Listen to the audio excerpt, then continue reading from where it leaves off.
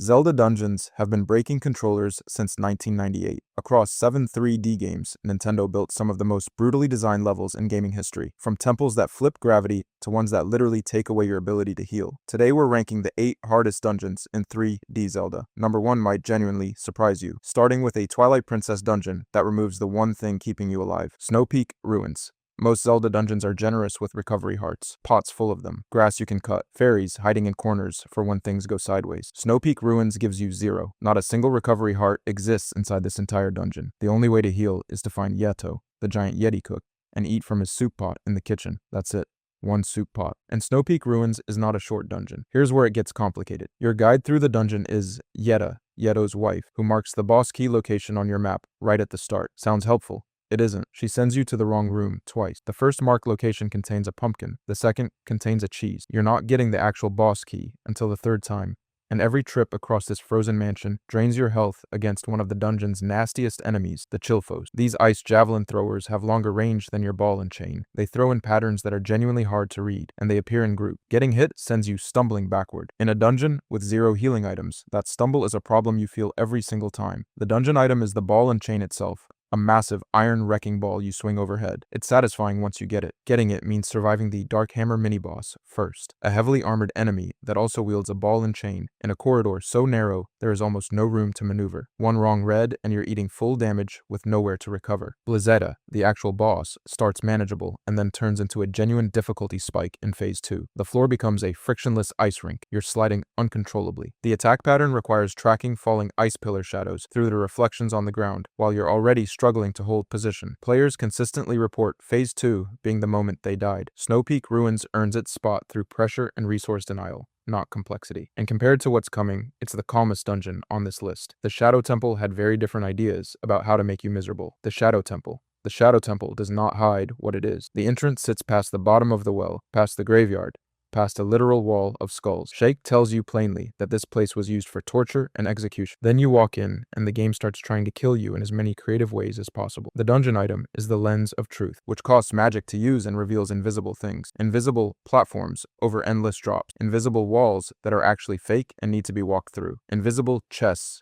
Invisible enemies. And the problem is the magic bar doesn't last forever, so you're constantly toggling it on and off, trying to memorize what's real before the bar drains, and suddenly the floor you're standing on might not exist. It's one of the only dungeons in Ocarina of Time that actively punishes running low on magic. But here's where it gets dark. Combat in the Shadow Temple is a different category than anything before it. Dead Hand appears early, a pale nightmare creature with blood-stained hands emerging from the ground, and it grabs you to drain health while you try to slash the red spots on its body. Wallmasters drop from ceilings and teleport you back to the dungeon entrance, wiping out all the progress you just made. Gibdos and Redead stunlock Link with their scream, freezing him in place while they shuffle over to drain full heart. And none of these enemies are optional. They are planted in every corridor. Then there's Bongo Bongo.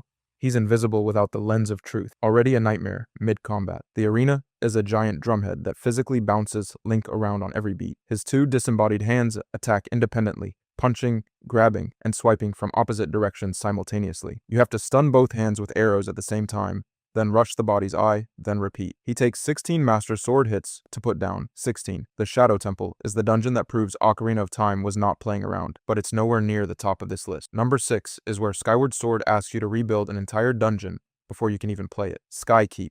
Every other dungeon on this list challenges you once you're inside it. Skykeep challenges you before a single puzzle is solved, because the dungeon itself is a puzzle. You walk in and find a 3x3 grid of rooms with one empty space. To reach any room, you have to slide the other rooms around it, like a physical sliding tile puzzle, aligning doors to create a path forward. The control panels that move rooms are in the rooms themselves, which means exploring one section might cut off access to another. And the rooms don't have fixed layouts. Each one is themed after a previous dungeon in the game. Skyview Temple, the Earth Temple, Lanairu Mining Facility, the Ancient Cistern, the Sand Ship, and the Fire Sanctuary, with harder versions of every mechanic you already learned. The room arrangement resets if you leave, so you need to hold the entire map in your head. Here's the thing, there is no boss. Skykeep ends with collecting 3 Triforce pieces spread across the grid, then immediately dumps you into the game's final sequence. There's no climactic fight to close the dungeon out, just increasingly brutal combat gauntlets standing between you and the piece. One room has metal shield moblins on a narrow walkway who reflect your sword strikes until you figure out the correct item. Another throws a Stalfos fight at you in a space that actively limits your movement. And one contains Dreadfuse, a mechanical sword fighter that telegraphs nothing, hits fast, and blocks nearly everything. The community is split on Skykeep in an interesting way. Zelda dungeon forums consistently name it the hardest Skyward Sword dungeon without debate, but on cross-franchise lists, it places lower than you might expect because the difficulty is more intellectual than lethal. The tile puzzle concept is genuinely challenging, but it doesn't kill you directly. Getting lost in it kills you slowly by putting you back in front of the same Stalfoss fight you just barely survived, in a room you didn't intend to enter. Skykeep is the only dungeon in 3D Zelda that makes you earn the right to start it every time you step through the door. Number 5 makes you earn the right to navigate at all. City in the Sky. Most hard dungeons punish you with confusion. City in the Sky punishes you with gravity. Specifically, the complete absence of it under your feet every time you make a mistake. The dungeon is a ruined Aku city floating thousands of feet above Hyrule, and the architecture reflects that. There are no solid floors connecting most of it. You traverse between crumbling platforms, spinning fan mechanisms, and vine-covered walls using the double claw shot, the dungeon's key item. You get the second claw shot roughly halfway through, and from that point forward, almost every room requires chaining grapple shots between hanging targets and ceiling grates while suspended in open air. Miss a target and you fall.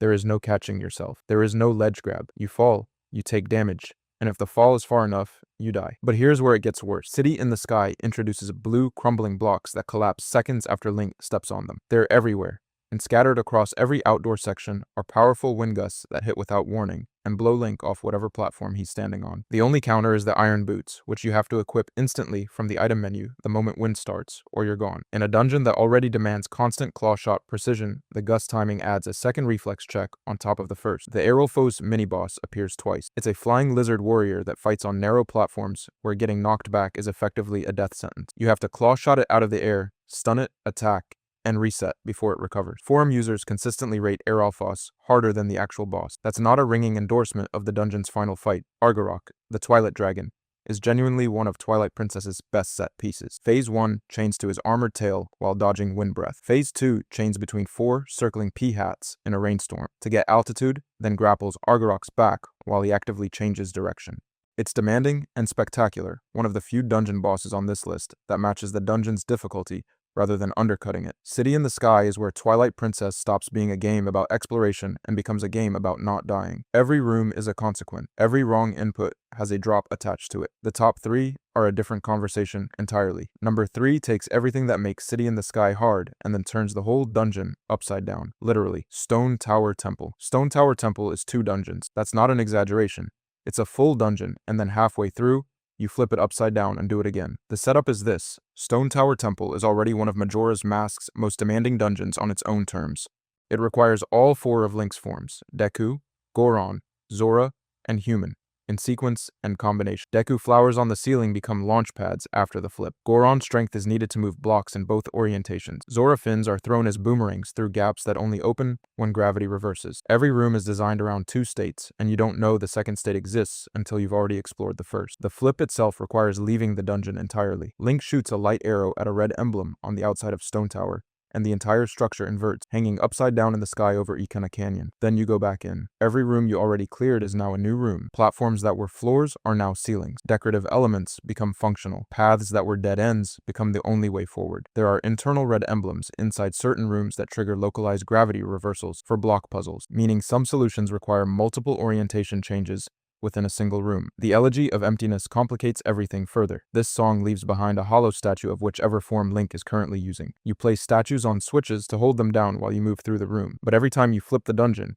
you have to repeat the elegy sequences for each form in the new orientation. This is not fast, and the 3-day clock is still running. Here's the thing about Stone Tower's 15 stray fairies. Some are only reachable right side up. Others only exist inverted. Getting all of them requires tracking which orientation you found each one in, then backtracking through the corresponding gravity state to collect the rest. The reward is the Great Fairy Sword, the most powerful blade in the game. Players who attempt it describe it as one of the most punishing optional challenges in the franchise. Twin Mold is the boss. In the original N64 version, Link uses the giant's mask to grow enormous and fight 2 giant insects, managing magic drain while slashing. The 3DS remake redesigned it completely into a giant Link punch-only fight against a fast-moving target with sluggish movement controls. The remake made it worse, significantly worse. Stone Tower Temple is the hardest dungeon built on a pure design concept, but the top 2 don't care about concept. They care about breaking you specifically. Number 2 has been doing that for over 25 years, the Water Temple. The Water Temple is the most famous hard dungeon in video game history, not just Zelda history, video game history. It has been discussed, complained about, and apologized for by its own creator for over 25 years. And here's the argument that's going to make a lot of people angry. It's not the hardest dungeon on this list. Before you close the video, hear me out. The water temple is built on 3 interlocking problems that compound each other into something genuinely miserable. First, the iron boots. In the original N64 version, they're equipment, not an item. That means every single time you need to sink to the bottom of a room or float back up, you pause the game, navigate to the equipment subscreen, equip or unequip them, and unpause. There's no shortcut. The average playthrough requires over 50 of these menu round trips. 50. Second, the water levels. 3 states, low, mid, and high, controlled by playing Zelda's Lullaby at specific Triforce symbols throughout the temple. The rooms accessible to you change completely depending on which level the water is at, and the game gives you 0 indication of which symbols you've already used or which level you currently need. Every wrong guess sends you back to find another symbol and play the song again. Third, and this is the one that ends runs, there is a small underwater tunnel in the central pillar of the temple that is only accessible when the water is at mid-level. A platform floats up, revealing a hole underneath that Link must sink into with iron boots. The N64 version gives no camera indication this exists. This is where the small key that unlocks the path to Dark Link is hidden. Thousands of players got stuck here for hours. Eiji Aonuma, the dungeon's designer, later admitted he knew it was a problem and spent 13 years wanting to fix it. He called the original design a source of personal shame. That's a direct quote from a Nintendo Iwata Asks interview. Dark Link is waiting in that corridor. He lives in an infinite white room, mirrors every move you make, can stand on your own sword to stop attacks, and scales to your heart count. The more health you have collected, the more health he has. The Megaton hammer bypasses his defenses entirely, but nobody tells you that. The 3DS remake fixed the boots as a C button item, added color-coded guidelines, and had the camera pan to show the hidden tunnel. The dungeon became significantly more manageable overnight. That version change is actually the strongest argument against it being number 1. A design fix made it easy. What's coming next has never needed a fix, because the difficulty was intentional from the start. Lakebed Temple. Twilight Princess already had a water dungeon problem with this one, and before you say it, yes, every Zelda fan knows the Water Temple curse by now, but Lakebed Temple is not just riding that reputation. It earns its place entirely on its own terms. The central mechanic is a massive rotating staircase in the middle of the dungeon. Pulling handles on either side spins it, changing which floors connect to which corridors, which in turn redirects water flow through the entire temple. Sluice gates open. Water wheels spin or stop. Rooms that were dry flood. Rooms that were flooded drain. Progress depends on understanding exactly which handle rotation produces which chain reaction, and the dungeon never explains the system clearly. It just drops you in front of it. Here's where it gets disoriented. Lakebed Temple has a circular layout, meaning corridors that look different connect back to the same central hub from multiple directions. Players consistently lose track of which side of the staircase they came from, which gates they already opened, and which water level they currently need. Even Midna, who usually nudges you in the right direction, is noticeably unhelpful here. She essentially shrugs. The game's own companion gives up on explaining this dungeon. The community's relationship with Lakebed is telling. On Zelda Universe's forums, one user put it directly: the rotating staircase is the greatest offender in a franchise full of water manipulation gimmick. On the Escapist forums, it gets compared to the Water Temple, but described as the same concept turned up. These are not compliments. These are people who finished the dungeon and immediately went online to process what just happened to them. The claw shot, the dungeon item, handles well, and the combat is fair. Morpheal, the boss, is genuinely easy relative to everything surrounding it. A giant aquatic monster with an eyeball weak point, handled via underwater claw shot. The contrast between dungeon and boss difficulty is almost jarring, but none of that changes the staircase. None of it changes the circular corridors and the flooded rooms, and the water wheel you already turned 3 rooms ago that you now need to turn back. Lakebed Temple is not hard because it wants to hurt you. It's hard because it genuinely does not care if you understand it or not. Number 4 is where Twilight Princess stops redirecting water and starts dropping you off buildings. Great Bay Temple. Everyone knows the Water Temple. Great Bay Temple is the dungeon that makes Water Temple players feel better about themselves. It comes from Majora's Mask, the game that decided 4 dungeons was enough as long as each one was designed to cause genuine suffering. Great Bay is the 3rd,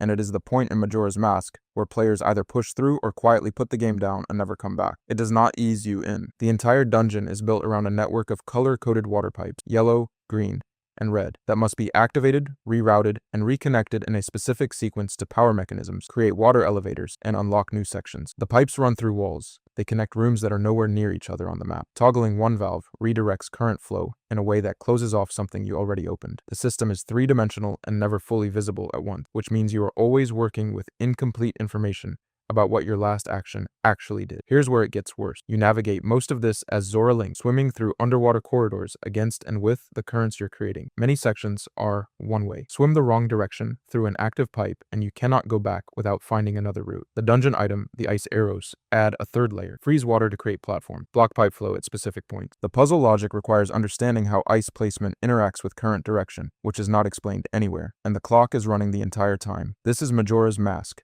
The 3-day cycle does not pause for dungeons. If time runs out, every pipe connection resets. Every small key used stays used, but every valve position, every water level, every carefully arranged route through the current system resets to default. Players who don't use the inverted Song of Time to slow the clock down, or who run out of time while chasing the dungeon's 15 stray fairies, have reported losing 45 minutes to an hour of progress in a single reset. Georg is waiting at the end. In the N64 version, the fight takes place on a single, small platform that Georg repeatedly rams to knock Link into the water, where it immediately attacks. The camera angle during the underwater sections is genuinely terrible. Hit detection on Georg's weak point is inconsistent. Players die to Georg at a rate that is nearly unique among 3D Zelda bosses. The 3DS remake redesigned the fight with a two-phase structure and improved camera, but made it significantly longer. Both versions are hard. Both versions have ended runs that survived everything before them. Great Bay Temple is not frustrating because of a hidden key or a confusing menu. It is frustrating because every system inside it is working against you simultaneously,